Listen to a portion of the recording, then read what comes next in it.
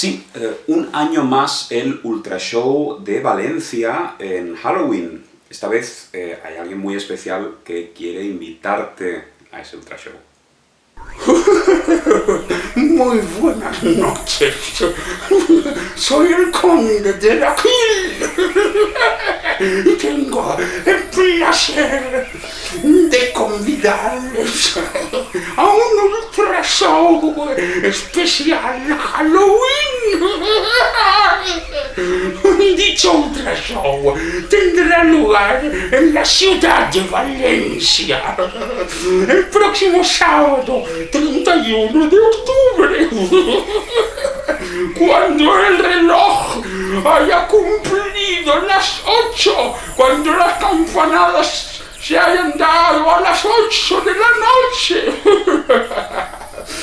Es un ultra show repleto de sorpresas espeluznantes.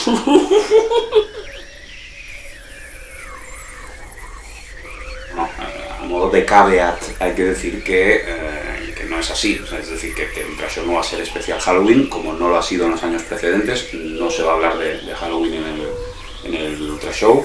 En fin, esto es una ironía, ¿no? Una ironía que viste, ¿no?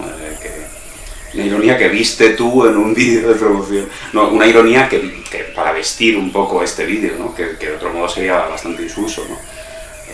Todo el peso dramático recae sobre el Draculín, ¿no? Quizá las naranjas de Valencia se tiñan de rojo y ya no sean tan naranjas. ¡Joder! ¡Su puta madre, coño!